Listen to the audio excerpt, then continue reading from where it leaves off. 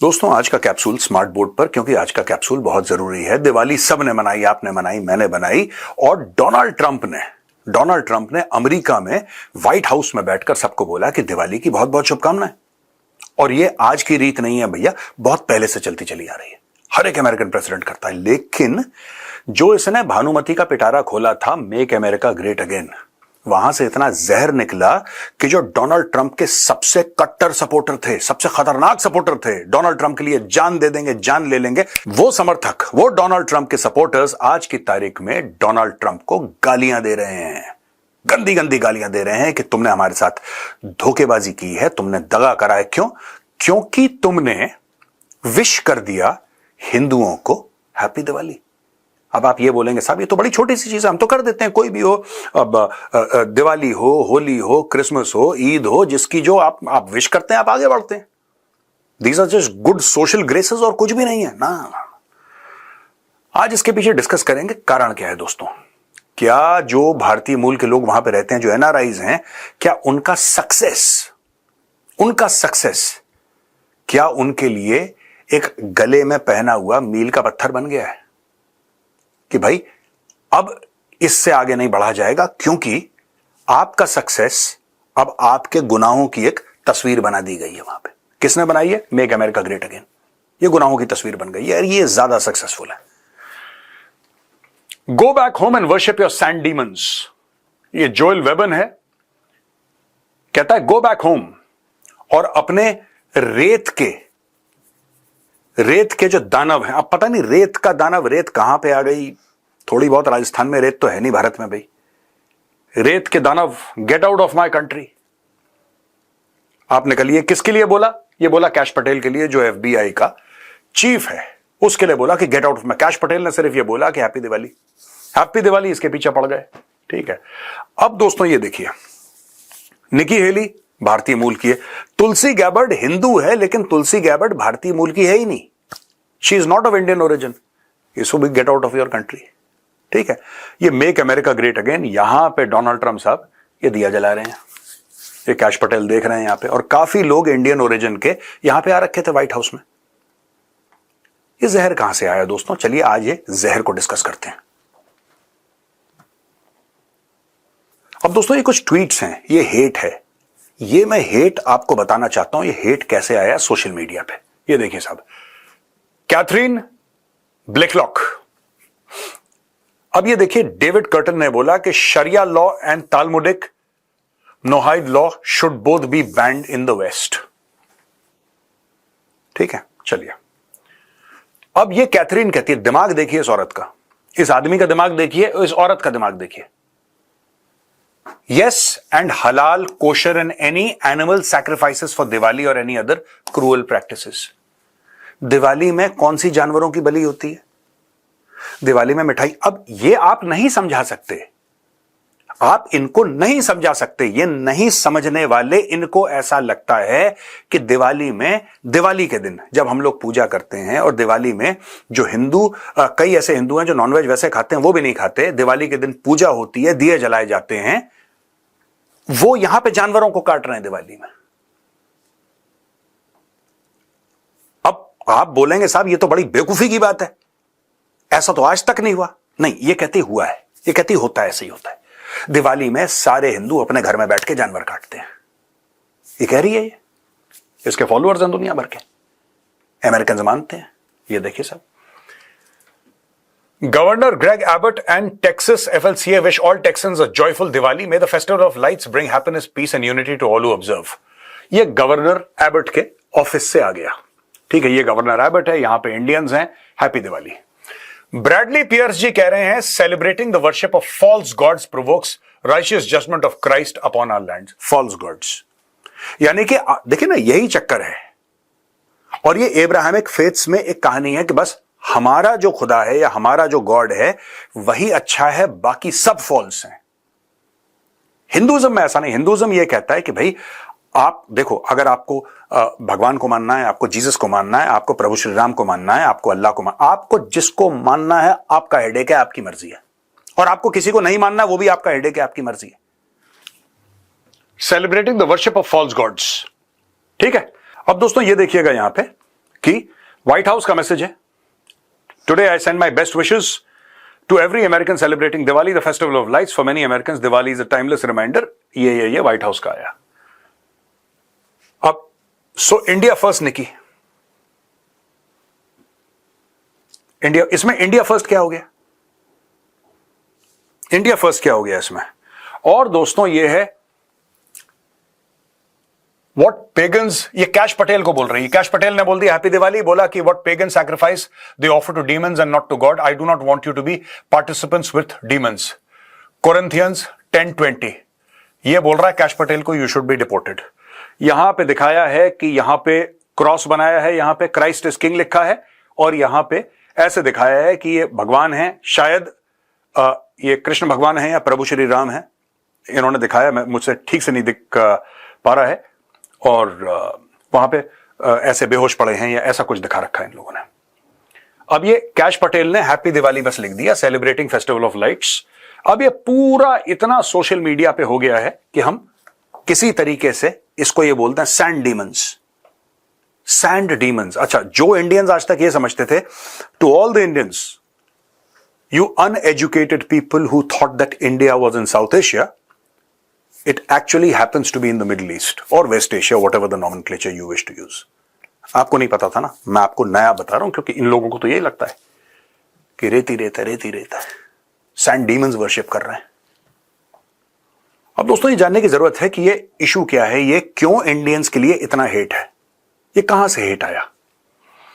77% of Indian American ages 25 and older have a bachelor's or advanced degree, 45%. Among Asians overall, 56% have a bachelor's degree or higher. Among Indians 25 and older, similar shares of immigrants and US born have a bachelor's degree or higher, 77% and 76% respectively. Poverty status, 6% of Indians in the US are living in poverty, a smaller share than among Asians overall, 10%. Indian diaspora in the US. अब कहते हैं 51 lakh including those born in India in the US. 51 lakh का diaspora अगर आप मानते हैं, 1.5% of US population है ये, यानी कि यूएस पॉपुलेशन का 1.5% है, लेकिन 5 से लेकर 6% ये टैक्स देते हैं। 78% के पास बैचलर्स डिग्री और हायर है। अब इनके पास 78 है, 78% है इनके पास, इंडियंस के पास, ठीक है। और यहां पे यूएस का नेशनल एवरेज है 36। समझ रहे हैं आप? यूएस का जो नेशनल एवरेज है वो 36 है, इंडियंस का 78% है। यानी कि अमेरिकन 100 में जिन्होंने कॉलेज पास करा है वो सिर्फ 100 में 36 हैं, इंडियंस 100 में 78 है, ठीक है। 70% married with 20% living in multi generational house holds, यानी कि जॉइंट फैमिली का सिस्टम आज भी वहां पे बरकरार है। 76% work in professions related to management, business, science and arts. ये देखिए साहब, 16 Fortune 500 companies led by Indian origin CEOs.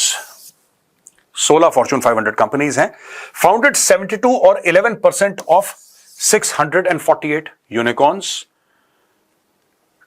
2.7 lakh Indian students go there every year spending 10 billion on education. 10 Arab dollar देते हैं एजुकेशन के लिए। 60% of all hotels in the US owned by Indian diaspora, 60%, खासतौर से motels जो हैं, जो low cost motels हैं, वो एक कम्युनिटी है पटेल्स की, जो गुजराती पटेल हैं। मैं ये नहीं कह रहा कि सारे के सारे मोटेल्स उन्हीं के हैं, मैं कह रहा हूं कि मैक्सिमम, इनफैक्ट वहां पे वो हंसी मजाक में मोटेल को पोटेल भी बोल देते हैं, क्योंकि पटेल कम्युनिटी जो है गुजरात से, उनके I mean thousands of motels across the US are owned by Patels, and they are very, very successful. 22,000 Indian origin teachers at US higher education institutions.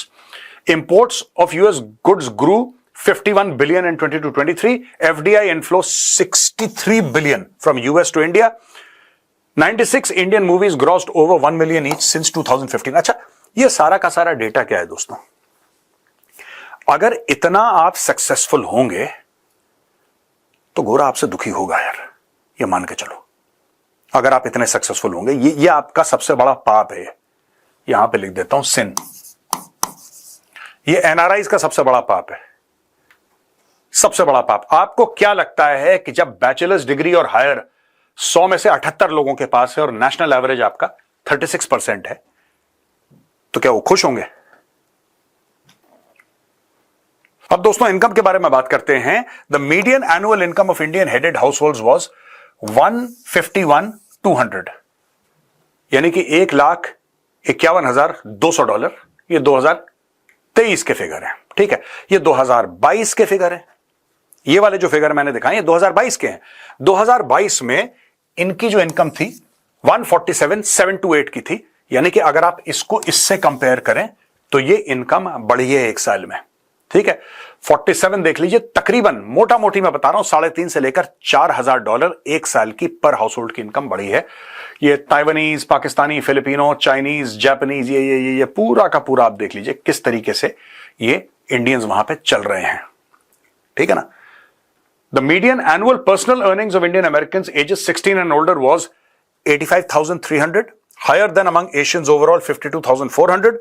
Among full-time year-round workers, Indians had a median of 106,400 and Asians overall had a median of 75,000. ये sin 2 है, ये दूसरा बड़ा पाप है जो NRIs ने करा है। International students in general are massive engine for the US economy, though the 1920 academic year they contributed total of 38.7 billion. ये सबके, इंडियंस का नहीं, सबका है ये।